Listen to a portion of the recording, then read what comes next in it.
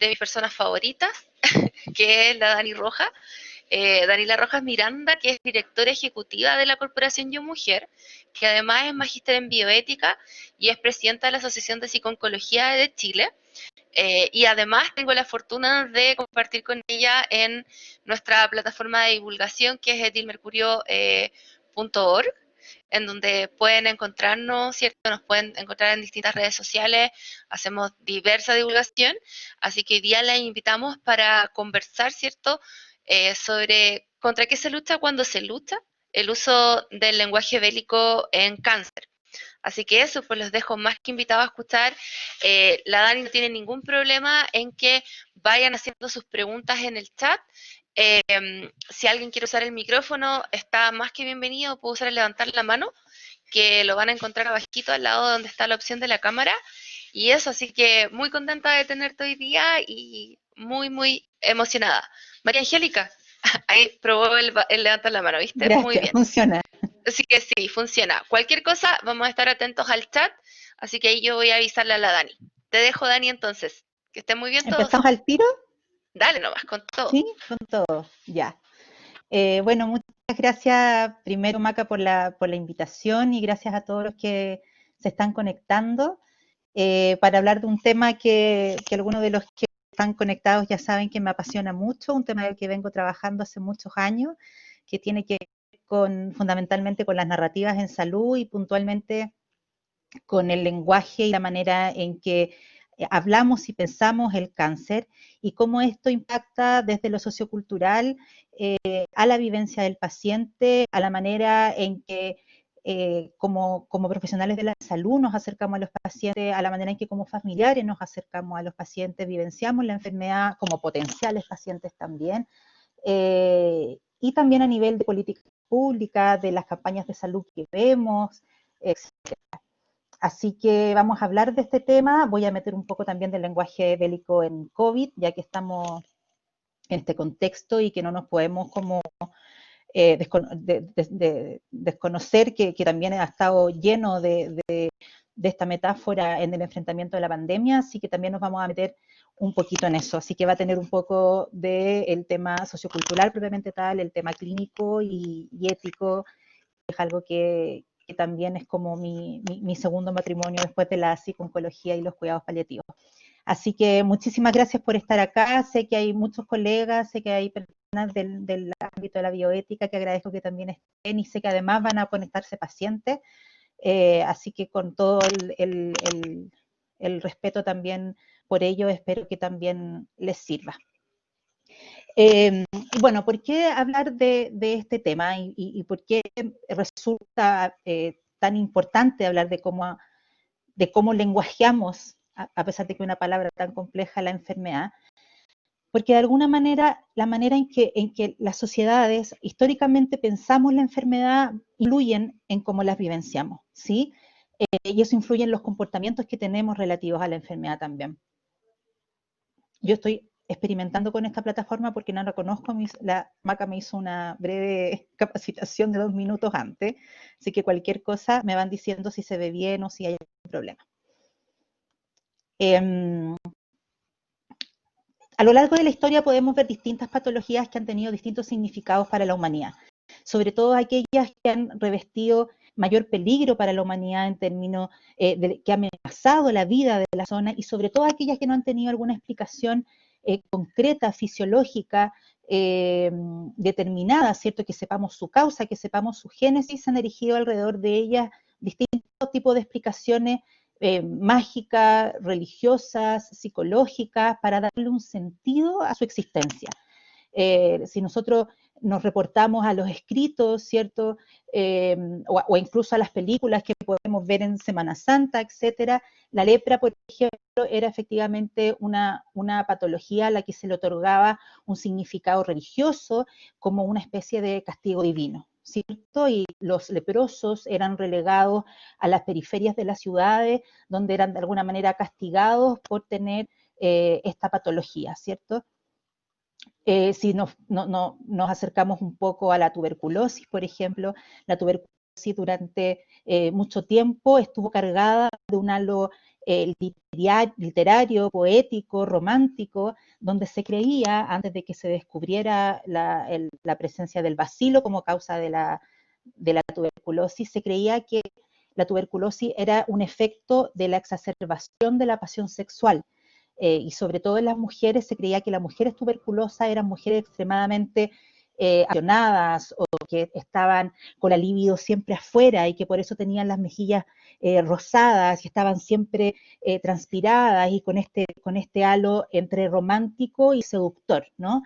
Y por eso se utilizó tanto en La Dama de las Camelias y otras figuras la presencia de la tuberculosis como una enfermedad de la fragilidad, pero también desde de lo seductor y lo romántico. Incluso la muerte por tuberculosis era una muerte edificante, por así decirlo. En contraposición al cáncer, que ya en esa época se veía como todo lo contrario, ¿no? Como una represión de la emoción, una represión de la pasión, por así decirlo, de la energía vital. La tuberculosis era todo lo contrario. Pero se descubrió el bacilo de Koch y de alguna manera toda esta historia que nos habíamos creado de la tuberculosis eh, pasó un poco más a la historia, ¿no? Y así podríamos seguir con muchas otras patologías como la histeria, ¿cierto? En los tiempos del psicoanálisis, atribuido generalmente a características caracterológicas o de personalidad de la mujer, al VIH y todo lo que surgió en los años 80 con el descubrimiento del VIH y con todo el estigma que debió sufrir esta patología. Todavía hay algunos coletazos de esas estigmatizaciones, ¿no? Y lo que hoy día podemos ver también con el tema del cáncer, que dado su complejidad, dada la multiplicidad de enfermedades que es el cáncer, uno habla como el cáncer, ¿no? Cuando mi abuela estaba viva me preguntaba, mi hijita, ¿y cuándo se va a descubrir la cura para el cáncer? Todavía la gente piensa en el cáncer como una sola patología, pero es un grupo de más de 200 o 300 patologías distintas, pero sin duda, como tiene esta complejidad y tiene esta multifactorialidad en su génesis, de ellas todavía no descubiertas del todo, aún se erigen sobre ella una serie de explicaciones que van fuera del ámbito fisiopatológico y podríamos encontrar también explicaciones, sobre todo psicológicas y mágicas incluso, en su origen, ¿no? Y que están presentes hoy día hasta el día de hoy y que tienen efectos importantes en la vivencia de los pacientes y en cómo socioculturalmente nos enfrentamos a la enfermedad. Y es eso lo que queremos que veamos hoy día y que veamos cómo esta manera de enfrentarnos a la enfermedad que nos parece tan natural, que nos parece tan cotidiana y que aparentemente muchas veces ni siquiera nos damos cuenta, tiene efectivamente, puede tener un impacto tremendamente iatrogénico en la sociedad completa, no solo en los pacientes, también incluso en la población. Entonces, si vemos desde lo cultural, ¿cierto? Y hablamos de cáncer, si yo les preguntara a todos, si tuviéramos todos los micrófonos abiertos, ¿en qué pensamos en lo primero cuando nos dicen la palabra cáncer? Y probablemente todos pensamos en la palabra muerte. Incluso en pacientes que tienen un buen pronóstico, ¿cierto? Que tienen posibilidades ciertas de recuperarse de una patología oncológica, el fantasma de la muerte en mayor o menor intensidad o con mayor o menor presencia aparece definitivamente. Pero no es solo eso lo que aparece, la idea de un dolor intratable, de un dolor insoportable, la idea de sufrimiento, la idea de debacle económica, aun cuando pueden haber patologías que pueden estar cubiertas por los planes sociales de distintos países, de que mi familia va a sufrir, de que no voy a poder no voy a poder sostener esta enfermedad, ni físicamente, ni emocionalmente, ni económicamente, aparecen frente a la palabra cáncer. Y de alguna manera, en nuestra cultura empiezan a compartir ideas o significados, tanto la muerte como el cáncer. Empiezan a establecer de alguna manera una relación sinonímica, ¿sí? Como que son sinónimos. Y empezamos a hablar del cáncer un poco como hablamos de la muerte. Y si ustedes se fijan, muchas veces se habla de la muerte como si fuera una entidad, o como si fuera una persona, o como si fuera un ser. yo siempre cuento que yo hice mucho domicilio haciendo cuidados paliativos, hoy día hago menos, pero en una época que trabajé en una unidad de cuidados paliativos, hacía domicilios todas las semanas, haciendo 3 o 4 domicilios semanales a pacientes con cáncer avanzado, y muchas veces la gente refería, lo que pasa es que la pelá, hay gente, yo sé que hay gente de otros países, la pelá se le decía aquí, o se le dice aquí a la muerte, o la parca se dice en otros lugares, la pelá anda por aquí, ya se llevó a mi vecina de la esquina, se llevó a la señora María del frente y ahora va a venir por mí. Como si fuera efectivamente un ser que tuviera una conciencia, una voluntad que de alguna manera viene por ti o te busca o tiene una intención, ¿no? Y de alguna manera hemos empezado a hablar del cáncer de la misma manera. La gente maldice al cáncer como fuera efectivamente una entidad, como si fuera un ser, e incluso los profesionales de la salud hablamos del cáncer de esa manera, hablamos de que el cáncer se alimenta de, o se aprovecha de, y eso hace que inoculemos de esta manera en los pacientes y en las personas la idea de esta entidad, porque nada, o sea, el cáncer no se alimenta de algo, el cáncer es una mutación celular, es un descontrol del crecimiento celular, pero evocamos esa idea de que el cáncer es un ser. Y es un ser que pareciera que tuviera incluso voluntad, que tuviera una idea, que tuviera un objetivo y que el objetivo fuera destruir a las personas. ¿Sí? Y empezamos a dejar de ver el cáncer como una enfermedad. Le quitamos, desarraigamos al cáncer de su estatus de enfermedad y lo empezamos a ver como esta entidad. Esa manera la vivencia del paciente, del entorno y finalmente de toda la sociedad, de alguna manera influenciando también la forma en que nosotros nos cuidamos de la potencial posibilidad o riesgo de desarrollar alguna patología oncológica. Este es un libro que, para los que les pueda interesar el tema, es un libro maravilloso que se llama El emperador de todos los males. Es un libro que se ganó el Pulitzer por parte de este médico, se ganó el Pulitzer por el libro. Y este es una reseña que él dice de su libro, que dice, cuando empecé a escribir el libro, empecé a escribir sobre el cáncer como una enfermedad, pero a medida que más y más iba escribiendo, parecía que no estaba escribiendo solo sobre una enfermedad, sino que estaba escribiendo sobre algo que envolvía tan plenamente nuestras vidas que parecía que estuviera escribiendo sobre alguien. Parecía que yo estuviera escribiendo sobre un alter ego, sobre una enfermedad que tuviera una psique, una conducta, un patrón de existencia. Y él deja de escribir una historia sobre el cáncer, que era su objetivo inicial, y lo cambia por una biografía sobre el cáncer, como si estuviera escribiendo la historia de alguna manera sobre alguien.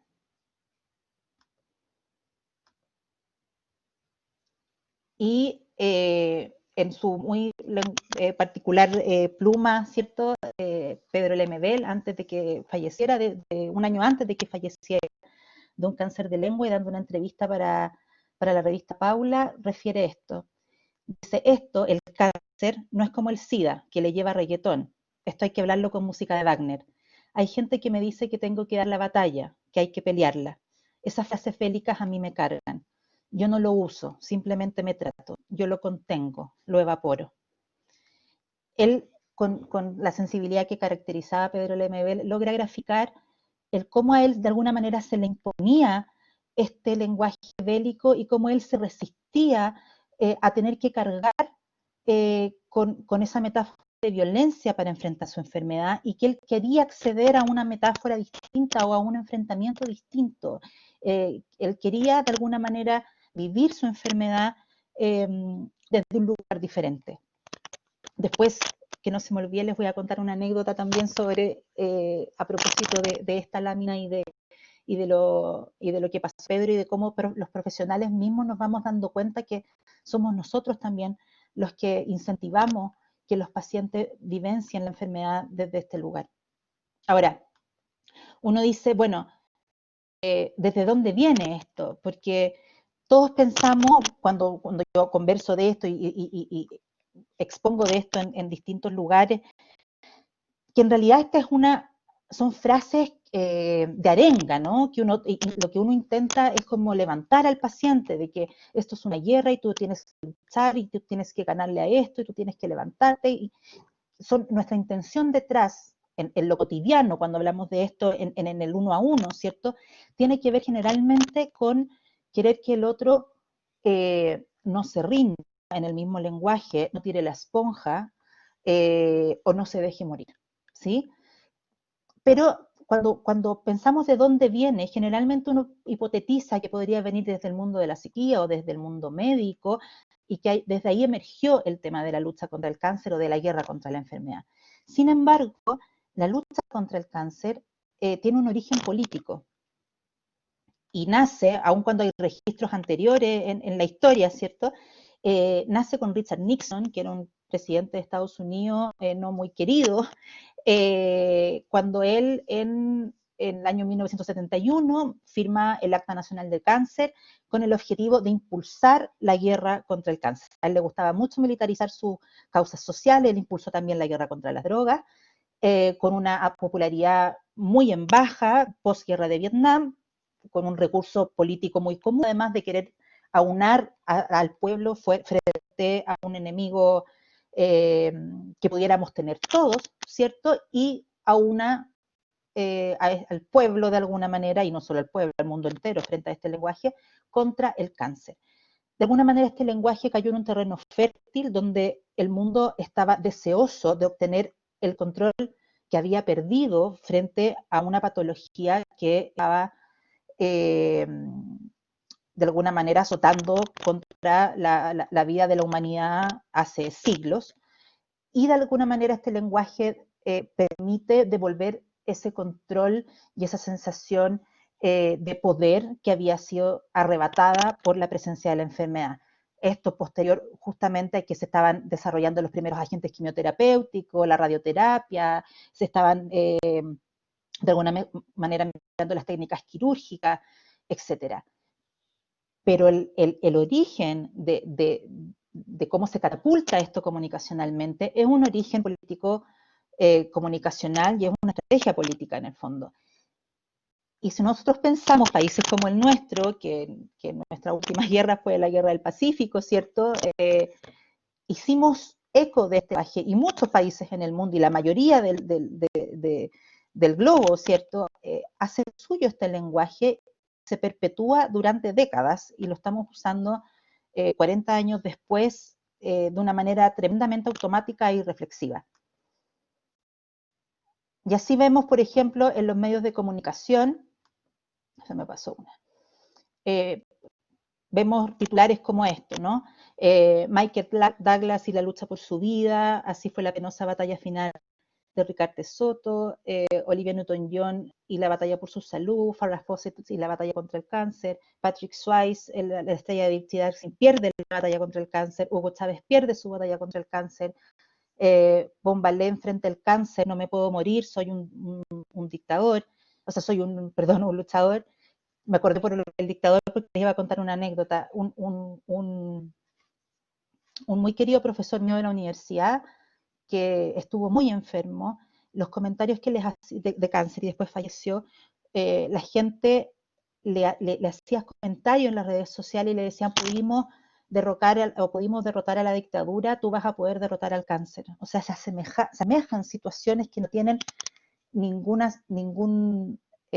similitud, ninguna posibilidad de analogía, ¿cierto? Como situaciones similares con la posibilidad de victoria sobre la enfermedad. Y en el caso de Bombalé, pongo particularmente también para los que no lo saben, Bombalé era un periodista deportivo, un comentarista deportivo, que tuvo un cáncer de colon, si no me equivoco, y finalmente él se suicida por un cuadro depresivo. Y los comentarios en los medios de comunicación era, le pudo ganar al cáncer y no a la depresión, porque con la depresión pasa algo similar. Está la idea de que hay una voluntad eh, para salir de la enfermedad y que por lo tanto los comentarios que reciben muchos de los pacientes depresivos estoy hablando de un cuadro clínico, ¿no? Es como, pero tú tienes que salir adelante, tú tienes que poner de tu parte. Y tienes que ver las cosas buenas de tu vida, como si fuera tan sencillo, ¿no? Y como si fuera algo que tiene que ver con lo volitivo, como si fuera parte de un deseo y no de una patología a la base. Y uno de los últimos casos en Chile, que fue un caso que generó mucho dolor, porque era una persona muy querida, y titulares como "El cáncer venció a Javiera", ¿no? Cuando falleció Javiera Suárez. Y que también fue tremendamente bullado, pero en este caso pasó, contrario a todos los casos anteriores, en que la gente empezó a reaccionar negativamente a este tipo de titulares, porque efectivamente empezó a haber una sensibilidad distinta, que algo no estaba bien en que se mencionara así, de que Javiera o cualquier otro paciente con cáncer era un perdedor ante la enfermedad, o que el cáncer estaba venciendo al paciente, o algo similar, ¿no? Y de esta metáfora se derivan todas las metáforas que podemos ver en el camino, ¿cierto? En el fondo hay una guerra, que es la enfermedad, hay un guerrero, que es el paciente, y aquí se genera nuestra primera contradicción vital, porque yo creo que todos estamos en contra de la guerra, y cuando hay un acto terrorista o hay un contexto de guerra, ponemos cintas negras en nuestros perfiles y estamos todos en contra de eso. Sin embargo, todos ocupamos la figura del guerrero como algo positivo, ¿no? Como, no todos, pero en el fondo como vanagloriar a alguien desde la figura del guerrero. Entonces, ¿cómo? La guerra es buena, pues la guerra es mala, pero el guerrero es bueno. Y hablamos del paciente como el guerrero, ¿sí?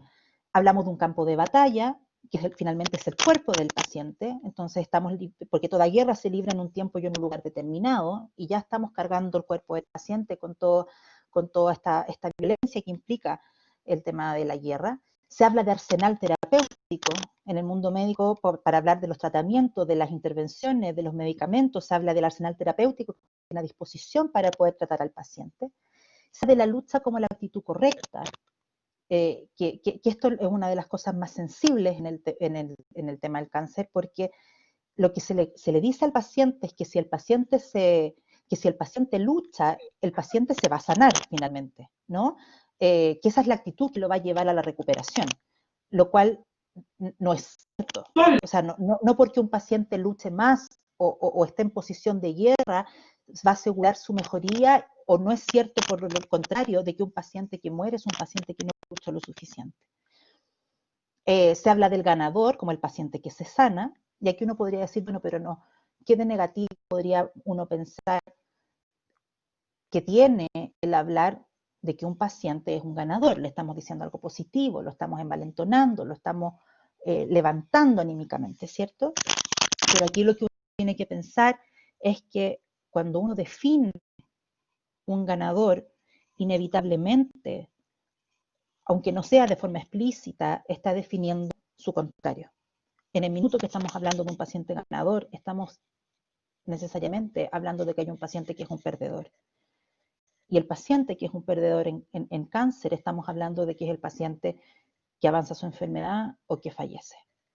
Lo que clínicamente, psicológicamente, humanamente y éticamente es por lo menos inadmisible. ¿De qué deriva esto? ¿Cómo influye toda esta lógica, todo este paradigma hacia el paciente con cáncer? Si el paciente tiene que ser un guerrero y tiene que luchar, los mensajes al paciente con cáncer es: tienes que tener ánimo, tienes que ser fuerte, no llores, piensa positivo, ten fe, no decaigas, no te rindas, tienes que luchar, ¿sí? Y esto es lo que es tremendamente complejo, porque finalmente hay un paciente con una enfermedad de riesgo vital, no en todos los casos, pero pongamos desde ese piso por las características que tiene el cáncer, ¿cierto? Por lo menos a nivel del imaginario,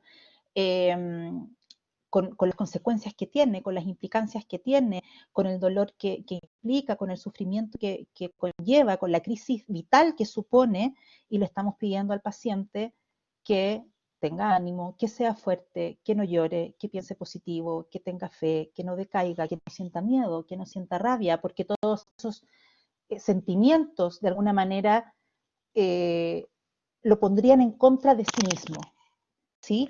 Lo que se le dice al paciente con cáncer es que su vivencia emocional puede enfermar más, porque existen estas teorías detrás que no tienen evidencia, ¿cierto? De que si llora, la enfermedad podría avanzar. De que si tiene miedo, el miedo se podría hacer realidad. De que si tiene rabia o todo este cúmulo de emociones podría bajar su defensa y la enfermedad podría avanzar. Y se va generando un temor a la propia vivencia emocional y se van generando dinámicas comunicacionales que las vamos a revisar que terminan generando mayor sufrimiento aún en los pacientes. ¿Qué termina pasando? Un paciente tremendamente sobreexigido y tremendamente agotado, porque sostener la posición de lucha y de estar las 24 horas del día arriba de un cuadrilátero genera un tremendo agotamiento y una tremenda sobreexigencia, porque son pacientes que se levantan cuando se sienten mal, que se obligan a hacer las cosas de la casa porque tienen que sostener la posición de lucha, que, que sienten que son responsables de su estado de salud, que sienten que son responsables además de su condición y de su pronóstico, ¿no? Esto genera tremenda frustración y mucha culpa porque hay muchos pacientes que sienten que incluso los efectos secundarios dependen de su estado emocional, sienten que si tienen muchas náuseas es porque ellos no han sido lo suficientemente fuertes, o pacientes que yo pongo el ejemplo de pacientes que de repente me dicen, yo vengo súper positiva porque no se me va a caer el pelo, yo estoy convencida que no se me va a caer el pelo. Y ahí viene lo difícil de poder contener y psicoeducar y poder decir es que el pelo no tiene que ver contigo y no tiene que ver con que tú seas más fuerte o más débil y se va a caer igual a las 2 semanas de iniciada tu quimioterapia, si estamos hablando, por ejemplo, en un esquema quimioterapéutico de cáncer de mama. Y lo más difícil de esto es que cuando finalmente el pelo se cae, no todos los pacientes dicen, chuta, en realidad a lo mejor yo estaba equivocado, sino es que yo no lo hice bien. Yo lo hice mal. A lo mejor cuando me decaí, cuando pensé en esto, cuando lloré, cuando no logré mantenerme fuerte o mantenerme estoico, hice algo mal y finalmente mi pelo se cayó. Yo, de alguna manera, saboteé mi propio proceso. Y se va generando procesos de represión emocional importantes. Por otro lado, se van generando además problemas en las relaciones interpersonales, porque mis necesidades afectivas están igual, el otro no las conoce, ¿cierto? Porque yo no las he comunicado y el otro también tiene la idea de que mi familia, mis amigos, de que si expresan sus emociones conmigo, probablemente van a desatar en mí tristeza u otro tipo de emociones y me van a hacer mal. Por lo tanto, se genera una conspiración del silencio, que es esta dinámica comunicacional donde nos protegemos a unos a otros del dolor, y yo lo tengo graficado aquí como en este elefante que vive a la mitad del living y nadie habla de eso, como que el cáncer está ahí, pero hacemos sin y todos hacemos como que no nos pasará nada con la enfermedad, o la tratamos en términos muy médicos o muy administrativos o en términos muy asépticos, y no hablamos de nuestras emociones en relación al tema por el temor de que ahí se vaya a desatar algo, se vaya a abrir algo que vaya a terminar por afectar más incluso mi condición de salud. Y eso genera mucho aislamiento en el paciente porque la pena no desaparece, el miedo no se desvanece ni se evapora y sigue estando ahí. ¿Sí?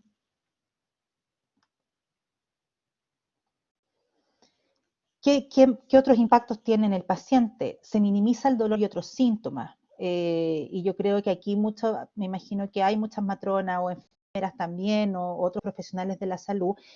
Los profesionales que a veces estamos más cerca de los pacientes, nos pasa que sabemos más de sus síntomas y que están con dolor y cuando va al médico, el médico les pregunta, ¿cómo ha estado con el dolor? No, si he estado mejor, he estado bien, porque también está ligado a esto el concepto de ser un buen paciente, del paciente que no se queja, del paciente que responde, ¿cierto?, a las demandas de los médicos, que responde a los tratamientos y que finalmente no presenta los síntomas que se supone que están controlándose, ¿no?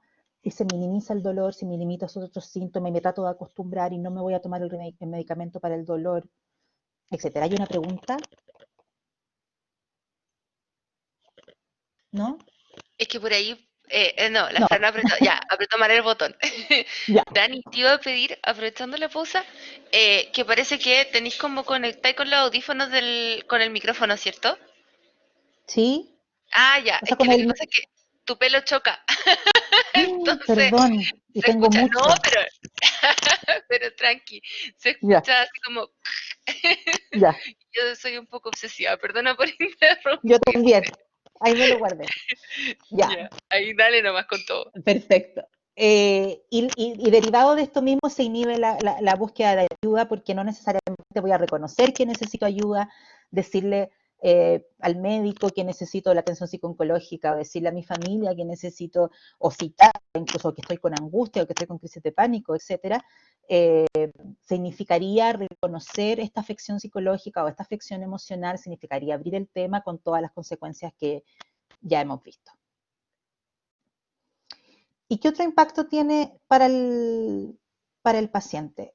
Cuando se empieza a creer que todo, que parte o gran parte de mi enfermedad tiene que ver con un origen psicológico y con el manejo de mis emociones, empiezo a buscar respuestas de otro orden que no tengan que ver con el tema médico, ¿sí?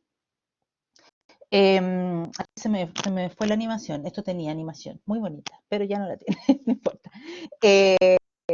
Y se empiezan a buscar de alguna manera en busca de respuesta, en un periodo de mucha vulnerabilidad, etcétera. Otro tipo de terapias porque de alguna manera se empieza a desconfiar del papel que puede jugar la medicina tradicional, ¿sí?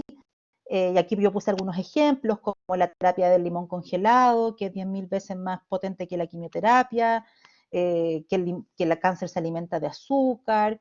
Aquí puse el ejemplo de los gorgojos, que estaban de moda hace algún tiempo, que eran unos bichitos que los pacientes se tenían que comer. Esto todos los años aparece una terapia nueva. Yo llevo llevo como 20 años en oncología y les podría decir millones. En una época fue el jugo de noni, en una época bueno, probablemente son muy jóvenes, pero en una época había un niño que se suponía que en dictadura que veía a la Virgen y se arrodillaba y veía a la Virgen, tenía apariciones y después se supo que era todo un montaje, pero anduvo dando vuelta el cojín sobre que el niño se posaba para ver a la Virgen y había que poner el cojín debajo de la cama del enfermo para que el enfermo de cáncer se sanara, etcétera. Hay una serie y desde ahí hay un gradiente, ¿cierto? Hay cosas que pueden tener mayor efecto, no sé, hay efectos como en temas de relajación, etcétera, que sí pueden tener un poco más de sentido y otras cosas que son francamente insólitas y que llevan a los pacientes a buscar alternativas y que finalmente generan un costo porque está la idea de que no tienen costo o que por ser naturales no tienen efecto. Efectivamente, muchos sí los tienen toxicidad cruzadas con las quimioterapias, muchas pueden dejar las quimioterapias a niveles subterapéuticos, o sea, que tienen riesgo. Eh, pero se buscan por la necesidad de tener una esperanza y echar mano a otros recursos fuera de la medicina tradicional. Y además, esto da pie también para creer en todas las teorías conspirativas que vemos tanto hoy día, desde que no existe el cambio climático, como que no existe la pandemia, como tantas otras cosas, también se ven en cáncer, como que se tiene la cura para el cáncer y en realidad las farmacéuticas no la quieren sacar porque si no perderían mucha plata, o que este médico está secuestrado por la FDA porque él tiene la cura, o nuestro talento nacional diciendo que hay experimentos con humanos para propagar el cáncer, por ejemplo. Y muchos pacientes creen este tipo de cosas y creen que efectivamente está la cura y no se tiene a disposición o no se les da o etcétera, y se va generando una desconfianza en el mundo médico, en el mundo científico, parte de la crisis confianza global, sobre todo los sistemas económico, político, eclesiástico, etcétera, pero que nosotros tenemos una responsabilidad ahí por la deshumanización que ha habido en medicina y podríamos hablar de eso mucho rato, pero que también influyen estas teorías psicologicista respecto a la enfermedad y la atribución de responsabilidad en los pacientes sobre sus procesos patológicos. De esto también deriva esta idea de sobreviviente de la guerra contra el cáncer. Todavía yo no puedo encontrar una palabra que sea distinta para poder denominar a los pacientes que están en periodos libres de enfermedad, ¿cierto? Que ya han pasado su tratamiento, pero efectivamente la palabra el sobreviviente es una palabra que al parecer históricamente aparece con Shakespeare, según hay como relatos históricos, pero que se acuña con Darwin y la figura que tiene que ver con que sobrevive el más fuerte y sobrevive el más apto, ¿no? O sea, que hay una selección natural, ¿cierto? Donde tenderá a sobrevivir el que tiene más posibilidades de reproducirse y de generar descendencia y de ser más fuerte que los otros. Y finalmente entramos en esta lógica de la competencia y del ser más fuerte y del quién es más apto para seguir viviendo en este mundo. Y desde esa lógica es donde seguimos hablando de la enfermedad y de la muerte. ¿Qué impacto además tiene el paciente cuya enfermedad progresa esta lógica? ¿Qué queremos decir desde este paradigma? Que el paciente que en enfermedad progresa, me refiero a que avanza y que va a fallecer, tenía poco apego a la vida, tenía deseos conscientes o inconscientes de morir, no luchó lo suficiente, se dio por vencido, perdió la batalla. Muchas veces yo he escuchado decir de pacientes que ya están en su proceso final de vida, que ya no quieren más tratamiento, lo cual es un derecho también rechazar tratamiento y que no tiene que ver con rendirse, ni con tirar la esponja, ni con de eso, al contrario, ¿cierto? Tiene que ver con un proceso interno y muchas veces de toda la lucidez de poder decir cómo quiero morir, ¿cierto? Se les dice que en realidad se están rindiendo. Y muchas veces desde los mismos equipos profesionales, muchas veces también desde las propias familias. Porque está esta lógica de que si mi enfermedad avanzó y si yo ya no quiero más, no quiero otra línea de tratamiento, no quiero sentirme más mal y quiero una mejor calidad de vida, entonces yo estoy, hay una abdicación de la voluntad y estoy dejando la vida atrás, ¿no? Pero también hay consecuencias en la población sana, se demoniza la enfermedad, se patologizan las emociones, que seguimos dividiendo las emociones entre positivas y negativas como si en nuestro cuerpo estuvieran efectivamente parcelizadas cuando es una construcción sociocultural. Seguimos hablando del cáncer como un enemigo, lo que eso genera miedo. Seguimos elaborando todas las campañas de salud en base al temor, suponiendo que eso genera mayor conducta de autocuidado, cuando puede generar mayor resistencia a los exámenes de pesquisa, se perpetúan los miedos relativos al origen y a la progresión de la enfermedad, de los mitos, perdón, suponiendo que yo tengo en el fondo mi enfermedad producto de que tuve un duelo, de que no pude gestionar mis emociones y por lo tanto muchas personas que tienen una vida más sana, que hacen deporte, qué sé yo, muchas veces no se hacen los exámenes que son necesarios de prevención o de detección temprana. Y se sobreexige a quienes transitan por la experiencia del cáncer. Por ahí al parecer hay una consulta, Dani, de Paulina. Paulina. ¿Ahí? ¿O no? ¿Hola? Hola, te escuchamos. Sí. Ay, sí, hola, hola Daniela. Mira, la verdad está, bueno, estoy escuchando hace un buen rato, te cuento que yo dirijo un equipo de comunicación y tenemos la comunicación, digamos, de un centro oncológico. Y bueno, aparte de parecerme muy cuerdo, muy interesante todo lo que estás comentando, más que nada quisiera acotar un poquito antes, decías que básicamente se ha hecho difícil incluso y que incluso tú misma no has podido encontrar esa como palabra o denominación para un paciente, ¿cierto? Que se trata malditamente como un sobreviviente o un luchador, o qué sé yo. puede que, no sé, es mi visión y que también créeme que estoy en un proceso de ir entendiendo, puede ser que no haya que ponerle un nombre. Es un paciente, es una persona que fue paciente de cáncer y vivió una experiencia, bueno, como sabemos que es, y que quizás el foco, más allá de darle una denominación, sea en una cosa son los pacientes y que puede ser un paciente de cualquier enfermedad, digamos, pero ya hablando del cáncer específicamente, es hablar más del cáncer y educar más sobre el cáncer y tal cual tú dices, efectivamente se habla como con muchas palabras que generan un estigma de mucho miedo, de mucho temor, de mucho dramatismo, y claro, no es menor, pero quizás también falta tanto más por compartir, tanto más por educar e informar, que tiene que ver con lo que significa la patología y lo que significa la experiencia de una persona que está pasando por este proceso, o que ya pasó. Entonces, creo, y más que nada, disculpa, más que una pregunta, era un poco acotar y saber un poco qué opinabas de todo esto, porque bueno, tú tienes bastante experiencia, yo créeme que llevo muy poco tiempo metiéndome en todo esto, y un poco preguntarte quizás qué opinas de la opinión que yo tengo al respecto de que quizás puede que el foco no sea buscarle una denominación a aquellos que fueron pacientes de cáncer, sino dar un foco en cómo hablamos del cáncer, y cuando se habla de la persona es hablar del paciente, el paciente y su experiencia.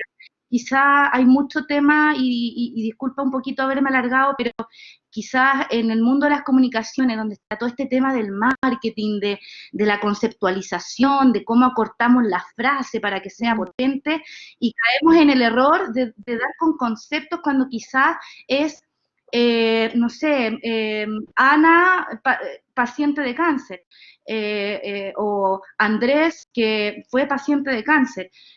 Un poco decirlo como es, más allá de buscarle conceptos o nombres que al final dan un acento equivocado y erróneo, como se hace bastante tiempo, y bueno, se tiene la esperanza y la fe que se vaya corrigiendo con el tiempo.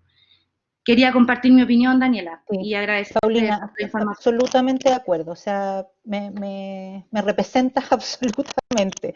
Yo estoy absolutamente de acuerdo, y de hecho me pasa que me llama mucho la atención que cuando yo presento esto y mucha gente me dice, entonces, ¿qué decimos?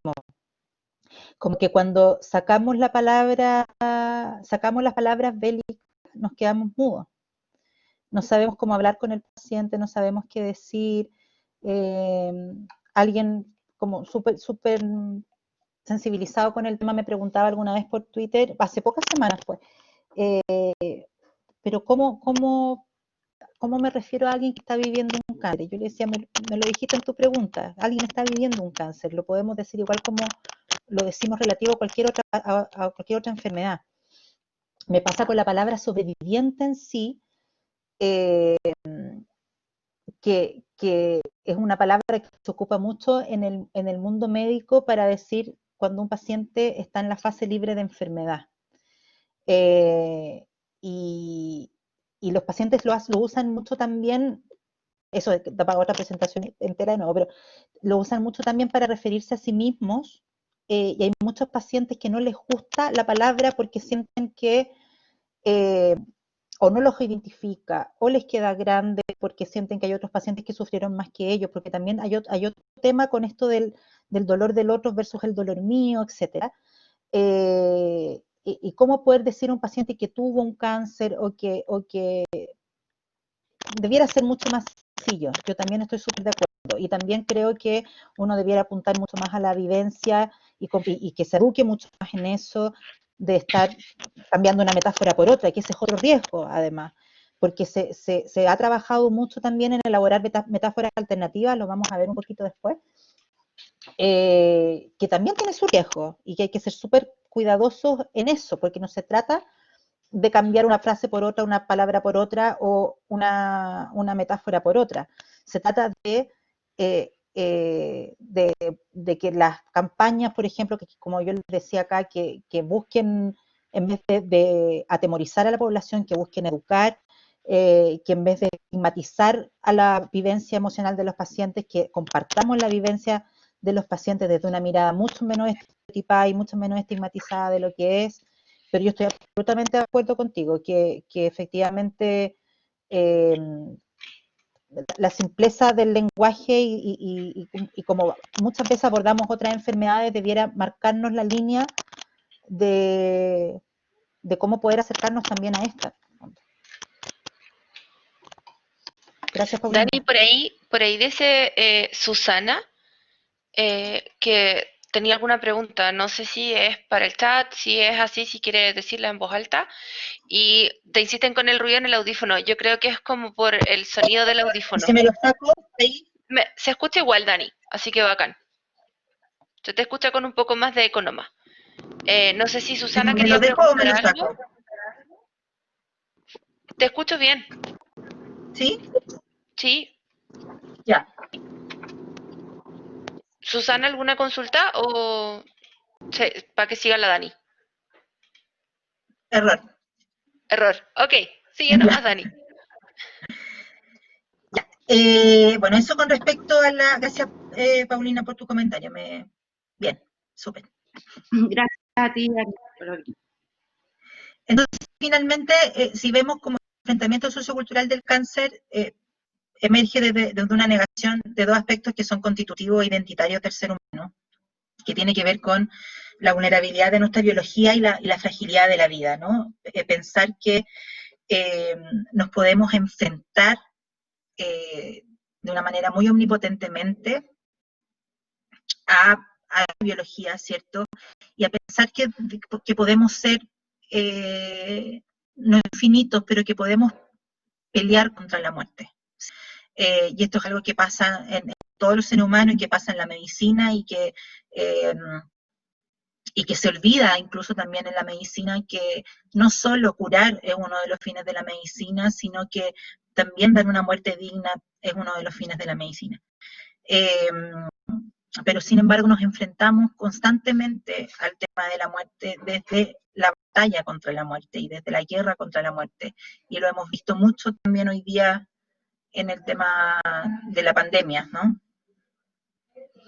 Y también todo el tema que hemos hablado atrás de toda esta ola de hablar de el poder de la mente y de cómo el poder de la mente puede cambiarlo todo y puede reformularlo todo y suponer que a la base de todos los procesos humanos está la mente y los procesos psicológicos. Yo soy psicóloga, yo con esto no quiero decir ni desestimar para nada el tema de lo emocional, ni mucho menos. Pero efectivamente, cuando estamos hablando de la responsabilización del sujeto, ¿cierto? Estamos hablando de que todo tiene que ver, de hecho, mucho de la medicina preventiva y de las campañas tienen que ver con responsabilizar al sujeto sobre sus propias conductas. Estamos no solo además apelando al tema psicológico, individual y de sus propios hábitos, etcétera, sino que además estamos invisibilizando todos los determinantes sociales y todo aquello que escapa al control del individuo y que tiene que ver con los contaminantes, con la contaminación del agua, con el acceso a comida saludable, con el acceso a salud, con el acceso a trabajos dignos, a vivienda digna, que tiene un efecto importante en el tema de la salud, ¿cierto? Y que no depende directamente de las personas y que de alguna manera, al poner el foco en el individuo, se responsabiliza a los estados en la responsabilidad que les concierne de poder dar las condiciones básicas para asegurar la salud de las personas. Y eso tiene un efecto también, porque finalmente se ve la salud desde un punto de vista muy obtuso, donde no se establecen programas generales y globales que permitan cuidar de la salud de los individuos en una sociedad con todas las dimensiones que efectivamente implica mantener a la población sana, ¿no?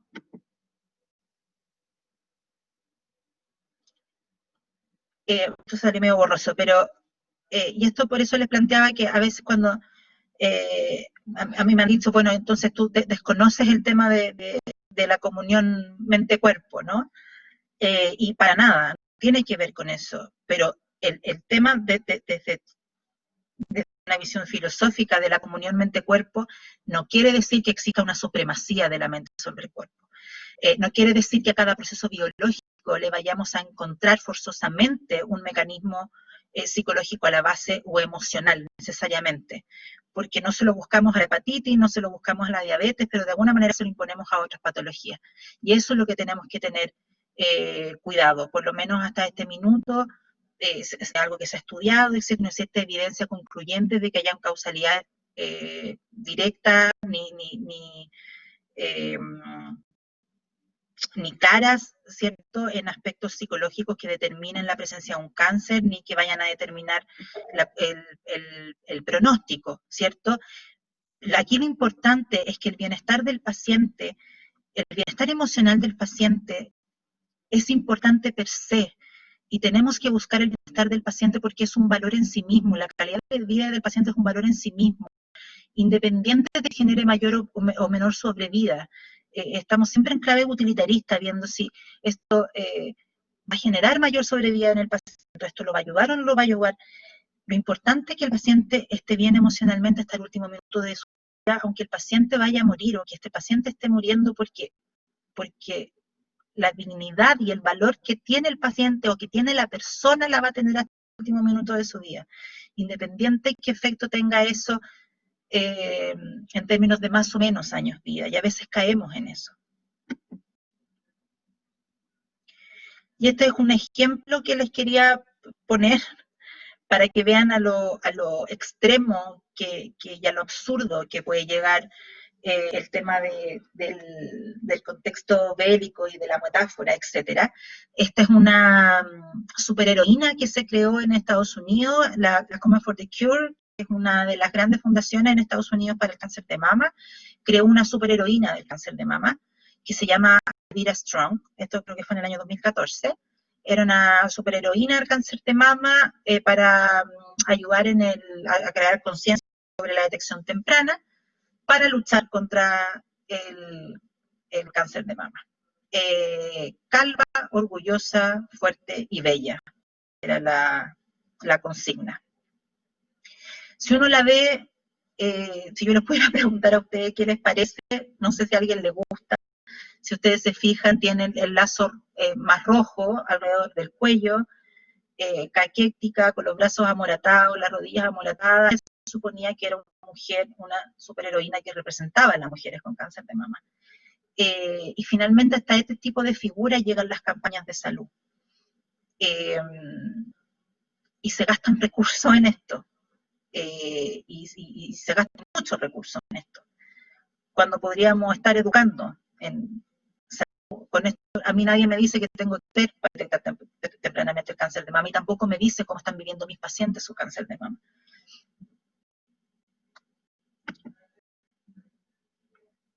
Y esto quería hacerlo como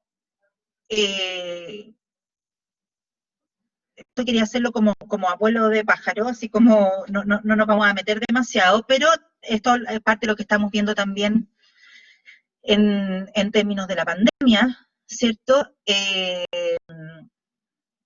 Donald Trump declarándose un wartime president, ¿cierto? Frente a una guerra con un enemigo invisible, distintos mandatarios del mundo, ¿cierto? En Francia, en Italia, en España, en nuestro país también, hablando de un enemigo poderoso, de una batalla que hay que vencer, del ejército, de los profesionales sanitarios, todos hablando en términos bélicos para hablar de la pandemia. Y efectivamente las metáforas de guerra en contexto de emergencia sanitaria logran transmitir en un primer momento este efecto como de que hay una alerta, una amenaza y nos enfocamos. Y logran transmitir esa sensación. Pero los contextos de guerra no influyen de la manera en que se suponía que las autoridades querían que reaccionara. La gente en los contextos de guerra se moviliza, se va a los supermercados, los desabastece, que fue lo que pasó. La gente empezó a comprar confort, empezó a comprar, a comprar agua, a llenar los autos de gasolina. En Estados Unidos aumentó las compras de armamento doméstico, de armamento, cuando nadie va a agarrar a balazos al coronavirus. Y efectivamente empiezan a generarse ciertas conductas porque los discursos van de alguna manera moldeando la realidad que están intentando describir y van afectando las susceptibilidades de las personas y modelando sus conductas. Y se van enarbolando finalmente valores castrenses o militares como la fuerza, el ataque, la lucha, la aniquilación, la supervivencia del más fuerte, como veíamos. Aquí tengo una cita de una escritora feminista que dice: la guerra como metáfora moral limitada, limitante y peligrosa, al reducir las posibilidades de acción a una guerra contra lo que sea, se divide el mundo en mí o en nosotros, los buenos, y en ellos o él, malo, reduciendo la complejidad ética y la riqueza moral de nuestra vida a un sí o un no, a un encendido o un apagado. No solo se constriñe la vivencia del paciente, no solo se constriñe lo que estamos viviendo en pandemia, además se constriñe las posibilidades de acción. Y particularmente ahora en pandemia, finalmente, cuando establecemos una guerra contra alguien, estamos estableciendo actores sociales también. Definimos los villanos, definimos las víctimas, definimos los héroes.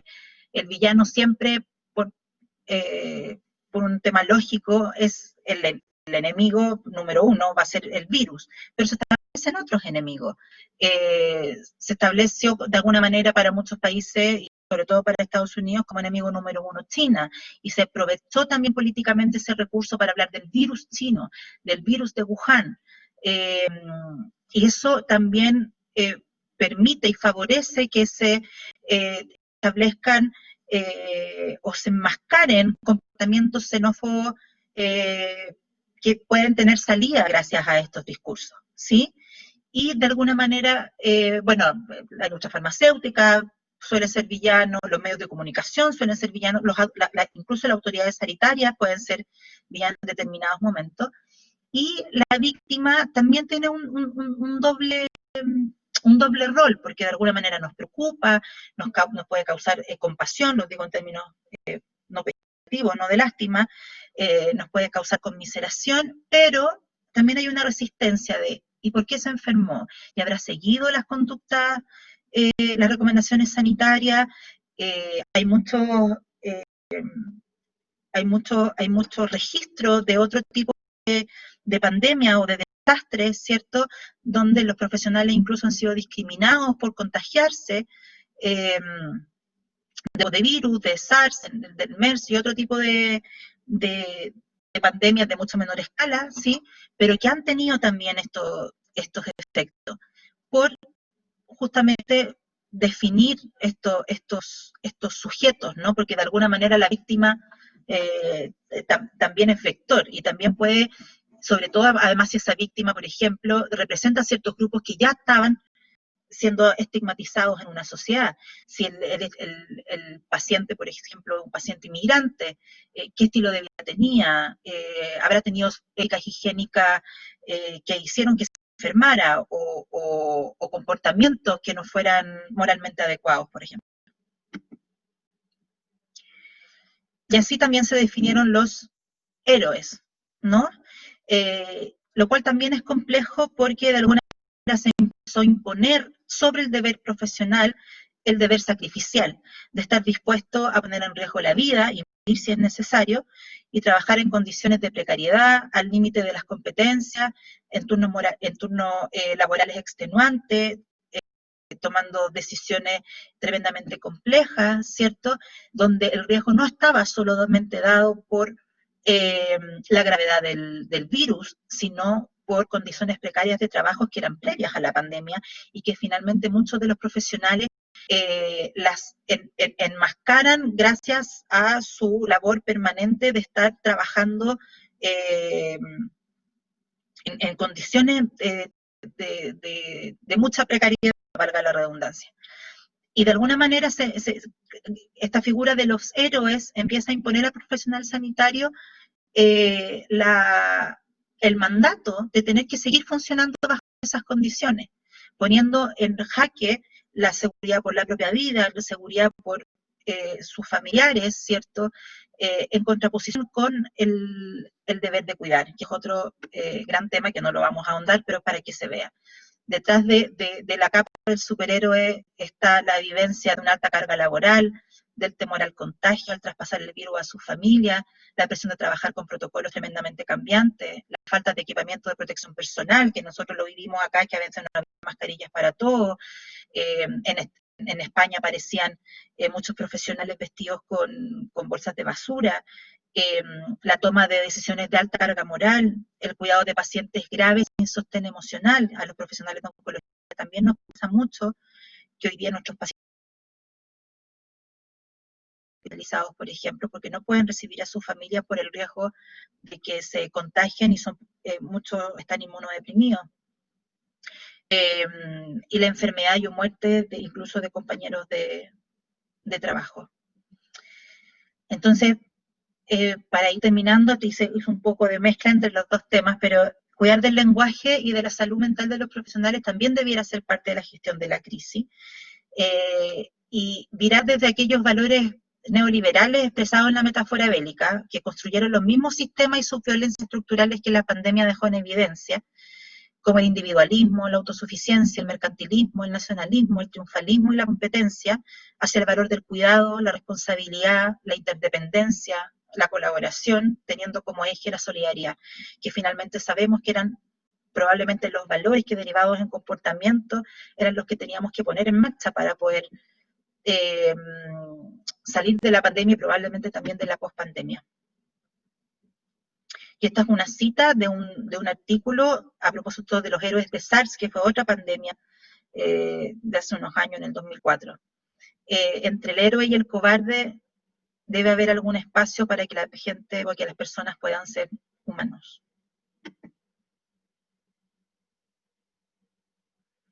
Y esto a propósito de los discursos y las metáforas alternativas, rápidamente el Cancer Reform Strategy del Reino Unido sacó todo el lenguaje bélico de su estrategia en el 2008. El Cancer Journey es otro tipo de metáfora que algunos pacientes también lo resienten porque dicen esto no es un viaje, yo mi viaje lo paso bien, por eso hay que tener tanto cuidado, ¿no? Tiene que ver mucho con rescatar las narrativas también de los mismos pacientes y poder construir narrativas que sean más constructivas o menos, con potencial de menor iatrogenia. Y esto es perdón la autorreferencia, pero en la Corporación Yo Mujer nosotros sacamos el Contra el Cáncer en el 2014, que puede parecer algo menor, pero a nosotros nos parece que tenemos que ser consecuentes dentro de toda la línea que estamos trabajando y nos parece que el cáncer, ninguna enfermedad debiera tener estatuto moral, por lo tanto uno no debiera estar contra el cáncer, uno no está contra el cáncer o contra el SIDA y a favor de la diabetes, es absurdo. Las enfermedades se enfrentan en términos de pararse de frente para conocerlas, para saber qué hacemos y cómo las tratamos, ¿sí? Por lo tanto, estar contra de una enfermedad parece un absurdo. Por lo tanto, nosotros pasamos de Corporación contra el Cáncer de Mama Chile a Corporación Cáncer de Mama Chile en el año 2014. La importancia de generar un relato no culpabilizador ni sobreexigente frente a la enfermedad. Finalmente, es eso lo que más queremos, a lo que más queremos apelar, ¿sí? Y ahí viene el video. Esta es la parte que a mí me da, pero lo voy a intentar hacer. Vamos, Dani, tú puedes, yo te ayudo desde acá. Entonces, yo voy a dejar compartir tu Quería pantalla. mostrar un video que hicimos con unas pacientes. Se nos ocurrió hacer un video en la corporación pidiéndole a las pacientes que nos dieran las frases o las oraciones que a ellas más les costaba aceptar, que no les gustaba recibir de sus seres queridos, de su entorno, de sus profesionales, etc. Evidentemente no tiene por qué representar a todas las pacientes, pero nosotros hicimos algunas listas como profesionales y le pedimos a ellas que hicieran otras y eran evidentemente muy parecidas. Y eso se los quiero mostrar, que me resulta. Dani, si quieres, ¿me escucháis? Si Sí. quieres, pégame el link en el chat y yo te lo comparto desde acá para asegurarme que no se te acople el audio. Porque como estáis sin audífono, puede ser que se te escuche como triple y va a quedar tú. Pero eso, si tienes el link, mándamelo, pégamelo acá y yo lo abro en una ventana. ¿Y dónde ¿Te lo ¿En el, copio dónde? en el chat? Ya.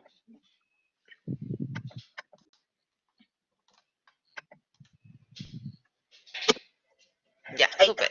Entonces ahí yo lo...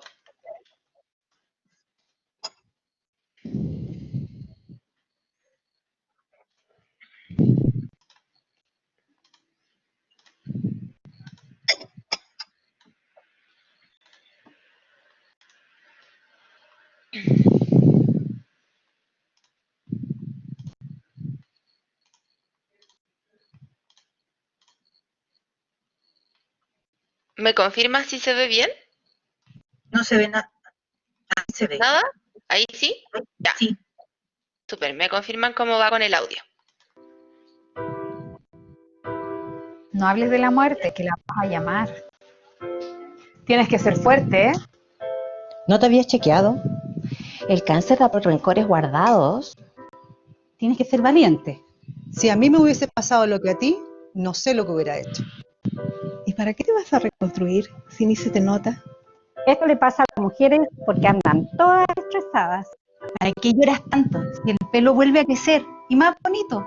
Tú eres una guerrera. Me contaron que estás enfermita. La recuperación de esto depende 100% de ti. Yo tenía una tía que tenía el mismo cáncer que tú y se murió. Difícil debe ser esta situación para tus padres. No llores porque te van a bajar las defensas y el cáncer se va a ramificar. Hoy que te ves linda, peladita. Tan linda y con cáncer. No tengas miedo, tienes que pensar positivo. Ay, qué lindo te queda tu turbante, ¿eh? Tienes harto estilo. No llores por tu pechuga. Después se reconstruye y listo. ¿Cómo estás? No te veo con muy buena cara. ¿No te habías hecho la mamografía? No te quedes en cama, porque después no te vas a levantar más. Hicimos un asado, pero no te quisimos invitar. ¿Cómo estás enferma? Dios manda estas pruebas a quienes son capaces de superarlas. No vas a tener que regalar tu gato. Tu ánimo es lo más importante. ¿Y te vas a sacar una nomás? Yo que tú me saco las 2 pechugas al tiro. No puedes negar que el cáncer es una bendición.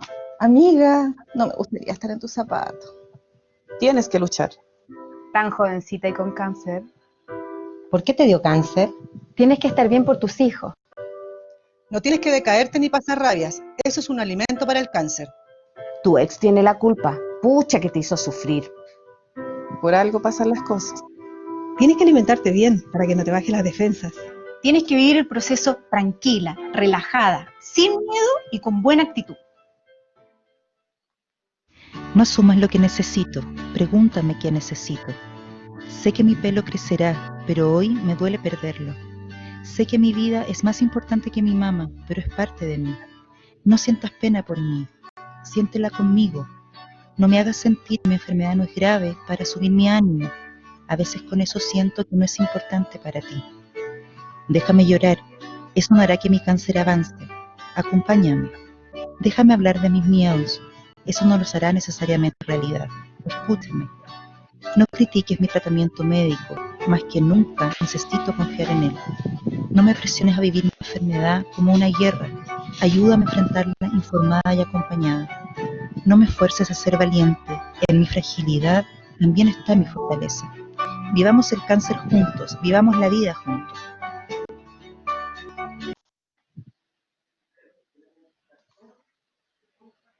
Eso era. Y ahora me queda una última laminita. Vuelve al tiro a tu presentación. Hermoso el video, Dani. Hermoso. Lo hicimos con tan pocos recursos. Y es tan impactante ver gente en la calle sin mascarilla y todo hospital.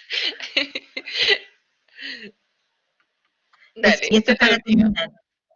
Allí donde todo es guerra, premura y combate, donde todos somos héroes, víctimas o villanos, allí no hay espacio para el silencio, la prudencia y la compasión. Cuidar de nuestras palabras es parte de nuestro deber de cuidar de nosotros mismos y de cuidar a otros. Muchas gracias. Muchas gracias, Dani. Estoy un poco todavía impactada con el video.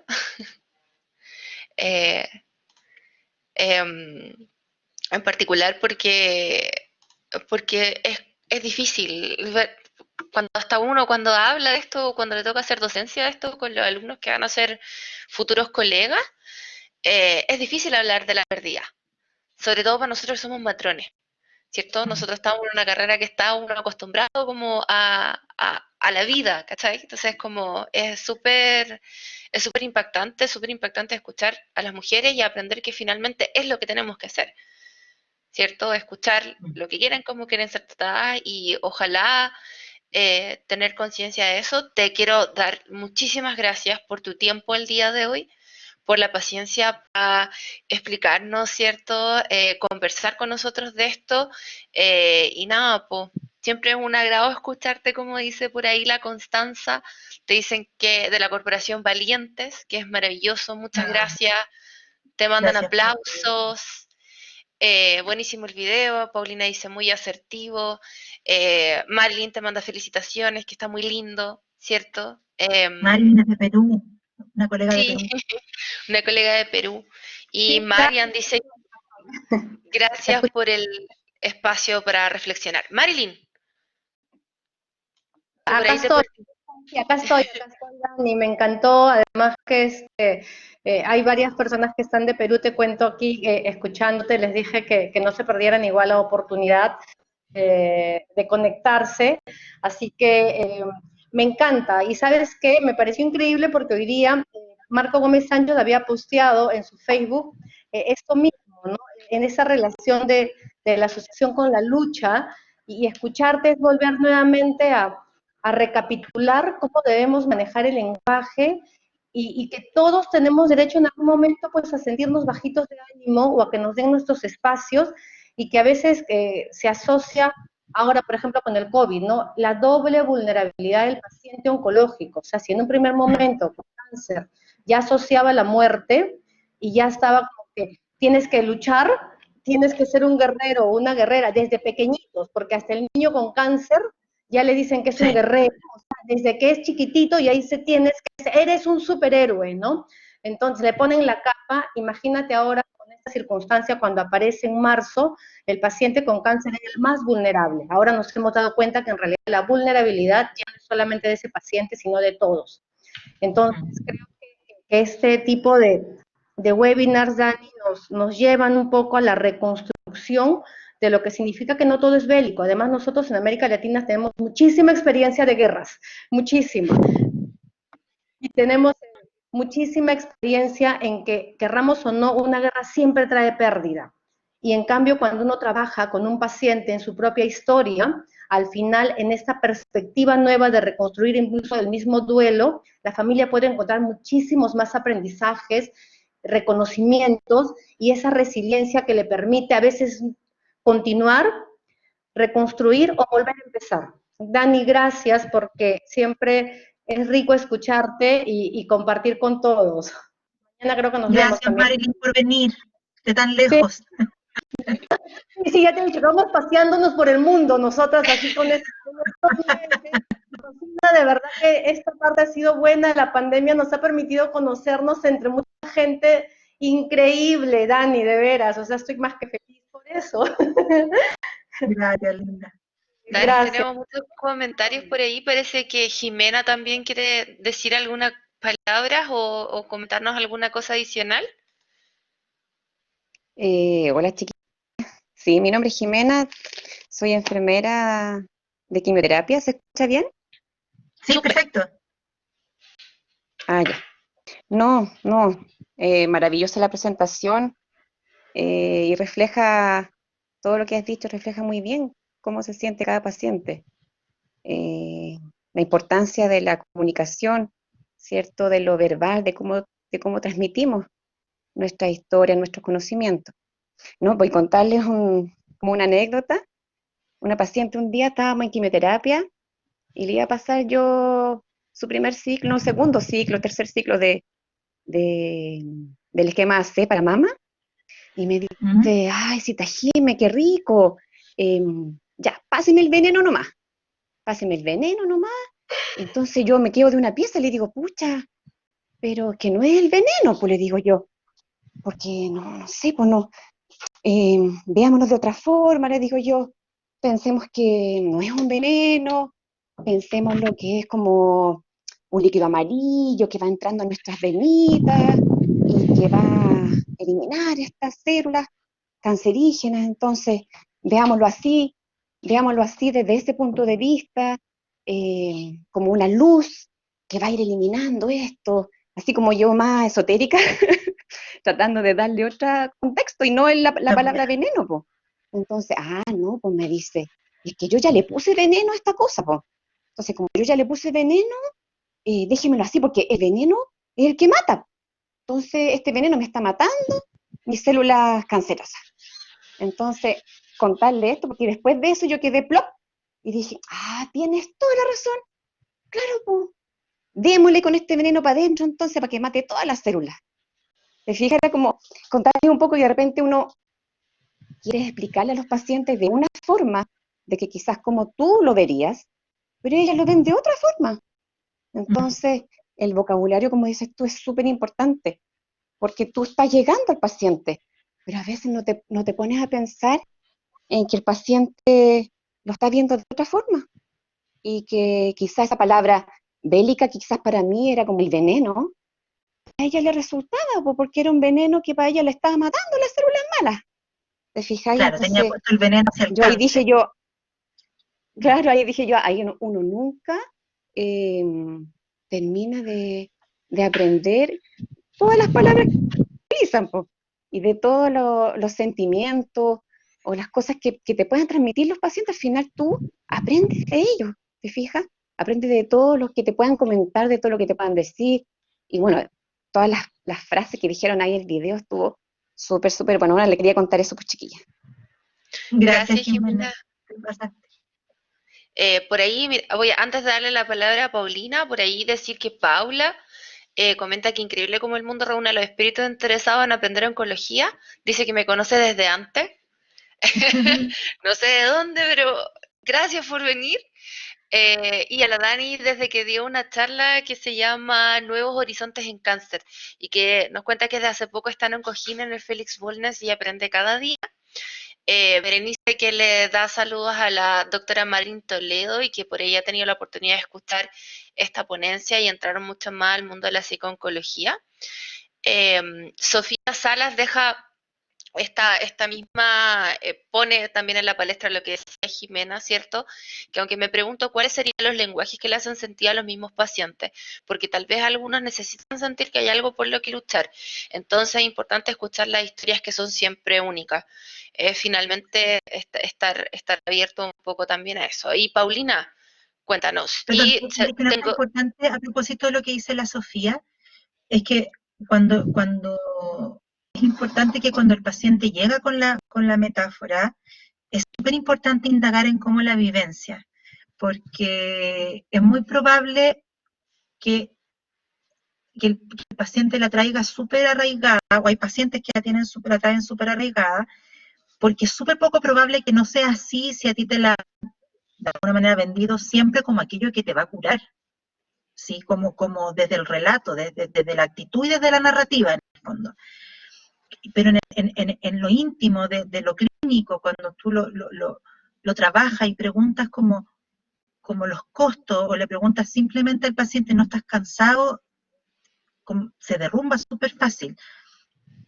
Pero eso no quiere decir que no haya otras cosas por las que el paciente no siente que está luchando, porque hay muchos pacientes de cáncer de mama que son súper activos y que sí están, por ejemplo, en la lucha de conseguir el medicamento para que se lo incluyan en la canasta. Y eso efectivamente sí es una lucha y es un trabajo y es una pega que hay que hacer. Aquí estamos hablando de cuando se conceptualiza la lucha como desde todo lo que hablamos, ¿no? Desde pelear contra, y cuando eso va en contra de lo que yo siento, y cuando eso va en contra de lo que a mí me pasa, y cuando eso va en contra de mis emociones y de mis dolores, y finalmente va en contrapelo de toda mi vivencia emocional y de mi propio proceso, para seguir un mandato social que finalmente tampoco es propio. Es a eso lo que estamos yendo. Y efectivamente tenemos que ser súper cuidadosos con las historias de los pacientes y con recoger lo que los pacientes nos están diciendo, pero también es súper importante que nosotros no impongamos un discurso que tiene un potencial de daño tan grande. Otra cosa es que el paciente lo traiga y que podamos trabajar con eso. Paulina, que por si ahí nos quiere comentar algo. Gracias, Dani. Mira, que de hecho qué interesante, porque la verdad quería aportar algo con respecto a lo que nos compartió Jimena. Y de hecho se enlaza mucho con lo que acabas de comentar, Dani. Hace un poco tiempo atrás estuve escuchando un podcast donde se hablaba de este tema también, de cómo tratar en los medios, sobre todo, el tema cáncer, y de hecho Antonia Domeyko, que es una periodista, de hecho fue la ganadora del Premio Nacional de Periodismo, compartió un comentario bien asertivo respecto a esto de que hay que aprender a contextualizarnos en dónde estamos hablando de cáncer, a quién le estamos hablando y en qué medio estamos, porque en términos de comunicaciones, y a modo general y global, no podemos imponer. Tenemos que buscar esa conceptualización, entre comillas, asertiva con respecto al tema y que englobe a una comunidad que no son personas y todas las personas son distintas, sin encasillar, digamos, o obligar, sentir esa como obligación de que se trate de una forma, porque la verdad es tan distinto hablar en prensa, hablar en redes, como lo que significa conversar con una persona frente a frente, y que al fin y al cabo lo tienen todas los profesionales de asistencia médica oncológica, y que son las enfermeras precisamente, quienes están ahí junto al paciente. Cuánto respeto hay que tener por cada paciente y por cómo ellos quieren también tomar su tratamiento, considerarlo.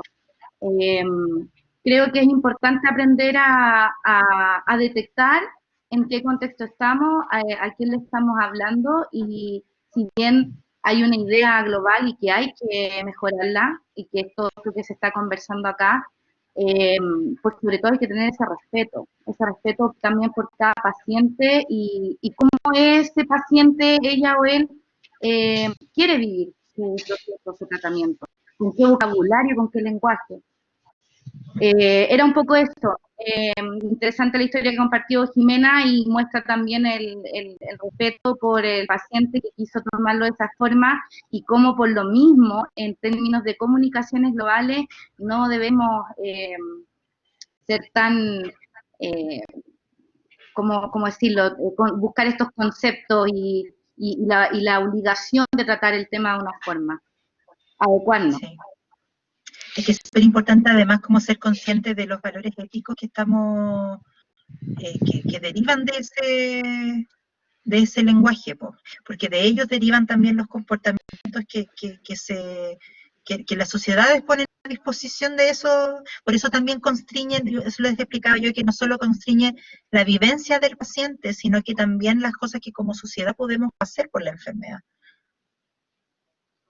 Exacto. Es súper amplio el tema. Antes de darle la palabra, Dani, antes de darle la palabra a Felipe, y hay alguien más por ahí que levantó la mano, es leer un poco lo que está en el chat, que Fran Millán dice que siempre un gusto escuchar a Daniela. Tiene un hijo que tuvo cáncer siendo una guagua, y no hay nada más doloroso que escuchar teorías sobre que el cáncer infantil es culpa de los dolores de los padres o de las lecciones que los padres necesitan. Felipe, ¿quieres hacer alguna consulta? Es tremendo, perdón, pero nosotros, no sé si se acuerdan, pero salió un médico hace un par de años diciendo que los niños con cáncer eran producto de los efectos de los conflictos de los padres en televisión abierta. Complejísimo. Felipe. Hola, ¿se escucha? Sí, Felipe. Súper. Sí, ya. Igual que Jimena, soy enfermero. No salí hace mucho, soy perrito nuevo, pero me tocó un preinternado en el servicio de oncología del Hospital Carlos Van Buren, en Valpo. magnífico servicio, bonito lugar y todo. Y me pasó algo muy parecido a lo que le pasó a Jimena.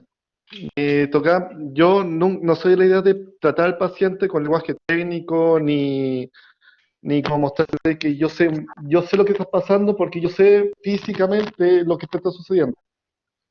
Soy como, entre comillas, de la idea de colocarme a nivel de él, de tanto su entendimiento y lo demás, porque en Valpo la población analfabeta es bastante. Y me tocaron pacientes que iban por todos los estratos sociales, desde bajo hasta alto, que iban especialmente allá.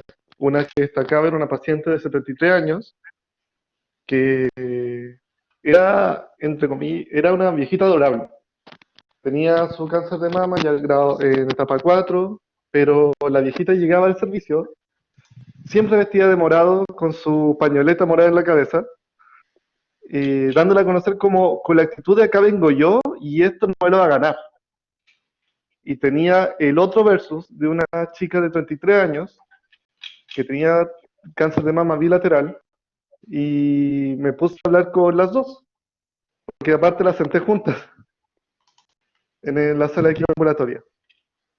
Y la más viejita le daba ánimos a la joven en el sentido de que colocaba su experiencia. Mira, yo he vivido todo esto, yo sé que acá quizás no salga viva, pero por lo menos no me voy a ir a morir o me voy a dar por vencida ahora. Y la otra niña, lo que más le afligía a ella, más que el tener su cáncer, más que el haber tenido que hacer una mastectomía total, fue el tema de su pelo. Ella decía mucho, y le ocurrió mucho lo que le decían ustedes, o sea, lo que vi en el video. Pero no te dé miedo que te corten la pechuga, o no tenga, pero no importa, se puede reconstruir. Para ella su tema no era ese, su tema era el pelo. Porque decía, perdí parte de mi identidad, yo me lo cuidé mucho, lo tenía bastante largo, me identificaba por esto. Y perdí mi identidad como persona. Y me fijé que también va mucho la parte de todo profesional de salud, tanto médicos, enfermeros, sé que hay matronas, para que están escuchando, incluso hasta los mismos técnicos que estén trabajando con los pacientes, el tema de tratar de por lo menos incorporarle y dejar esa mirada que todavía se tiene, y me fijo que todavía está, de que si dicen que una persona tiene cáncer es como pobrecita. Quizás no es la misma comparación de una enfermedad como la diabetes o una enfermedad de hipertensión, pero es una enfermedad que está complejando a una persona en particular y esa persona está acompañada de una familia. Si nos centramos en los cuidados solamente en esa persona, en tratar el cáncer y no a la persona ni a su familia, no vamos a hacer bien, siento que no se va a hacer un buen trabajo. Vamos a dejar de lado la parte psicológica que está pasando esa persona, los miedos que está teniendo y los miedos que va teniendo la familia. Porque lo mismo que pasa con un niño que es diabético juvenil cuando sus amigos saben que es diabético. No, es que no podéis comer queque, no podéis comer chocolate. Ellos pueden hacer ciertas cosas, pero con ciertas limitaciones. Y creo que eso nunca estará de más recordarlo o nunca más dejarlo de ver. Bueno, quizá me fui por las ramas, no sé, pero eso. No, está bien, pero lo que tú dices es súper importante, Felipe, porque finalmente en estos contextos, cuando lo más importante es la lucha por la vida desde el entorno, duelos como la pérdida de la mano o la pérdida del pelo parecen súper insignificantes y son tremendamente dolorosos. Y es súper importante trabajarlo porque se interpretan como algo desde la vanidad, como una pérdida menor. Y muchas veces, para muchos pacientes, pueden ser más importantes que incluso tener el mismo cáncer. Tenemos otra pregunta de Andrea Rodríguez, que no sé si quiere hacerla a través de su micrófono. Sí, Hola, gracias. Sí, bueno, felicitar a Daniela, excelente su exposición, muy clara. Mi pregunta o reflexión un poco va hacia el video que presentó con las 42 frases que presentaron las usuarias ahí, nuestros pacientes. Sería genial hacer un video donde tuviéramos las 42 frases a lo mejor del equipo médico, el equipo de salud que utiliza a diario y que tanto daño le hacen a nuestros pacientes. Yo también trabajé, fui matrona de Poli del Dolor y efectivamente las pacientes sienten que de repente normalizan un poco esta frase bélica en torno a su propia patología y se resignan y tienen una actitud pasiva, muy como resignándose a que le tocó, ¿cierto?, un equipo médico que, claro, les cuestiona su angustia, su tristeza, su pena. Por lo tanto, creo que nos falta mucho como equipo de salud tratar de ir en este proceso de cambio, de modificar nuestro lenguaje. En ese sentido, cuando nace cuando llega a Chile el tema del VIH, las corporaciones que se armaron en ese momento, los vivos positivos, hicieron un trabajo muy, muy importante en inmediatamente tratar de ir asociando el lenguaje a esta patología. Yo me acuerdo que ellos armaban un tremendo, digamos, analizaban mucho los términos en torno a que no eran portadores de VIH, sino que eran personas que estaban viviendo con el virus, y lo hacían muy presente cada vez que se atendían. Entonces, creo que eso va dando señales que tenemos que ir trabajando en conjunto y que es importante abordarlo como equipo de salud y respetando la dignidad y la autonomía de las personas. Entonces, creo, por eso me pareció maravillosa la intervención, Daniela, y sería genial crear este video con las 42 frases que no debemos decir como equipo de salud. Ármenlo, me lo mandan. Está además, por ahí, Muchas gracias. leer el comentario del chat de también, bueno, que imagino que se tuvo que desconectar, porque como que nos pasamos, amiga, pero dice la caída, dice de la Corporación Valientes también dicen que la caída del cabello es tan doloroso, ya que no te quieres ver con cara de cáncer. Eso era también una cosa. Y por ahí Sole, la caída del pelo hace pública la enfermedad. Sole está, y no sé si Hola. sigue por ahí, si quiere hacer una consulta. Aquí estoy. Adelante. Bueno, yo fui paciente de cáncer y la verdad es que traté que mi lenguaje, y se lo traspasé a mi entorno, fuera lo más, a ver cómo decirlo, lo más simbólico posible. Y cuando digo de simbólico, por ejemplo, me imaginé que la quimio era una mujer que entraba y le puse que era la señora quimio. Y cuando la señora quimio entraba a mi cuerpo, entraba como la señora Juanita, que era la presidenta de la Junta de Vecinos, que tenía las llaves de la cancha donde iban los niños que les servía comida al marido, que atendía al nieto, que en el fondo tenía esa energía y fuerza que tiene la señora Juanita, que seguramente está simbolizada en la presidenta de cualquier junta vecina en nuestro país. Pero además tenía el rostro de la Juanita Zuluaga, como imponente, como yo. Y vengo en conjunto con la señora Juanita a sanarte y atenta a las consecuencias, porque acá venimos nosotros a una tarea súper clara. Así que atenta a las consecuencias, y eso eran como lo que viene con el cáncer, con la quimioterapia, en el fondo, como todas las consecuencias que uno podía tener con la quimioterapia, pero decía, lo siento, pero acá vengo yo a hacer mi pega. Así es que, bueno, lo siento por ti, pero yo estoy encargada de esto. Y vengo con la señora Juanita y me imaginaba, te juro, la Julita, como pegar el brazo con la Juanita con la Julita. A sanarme. Y esa era mi quimio. Y nadie me sacó de eso, que era mi doña quimio. Y mi catéter, como mi on-off, le di un uso. Así como tenemos los pulmones, tenemos distintos órganos, dije, ya, este gallo aquí no va a venir ¿cómo se llama esto? A calentar el aceite, va a tener una misión.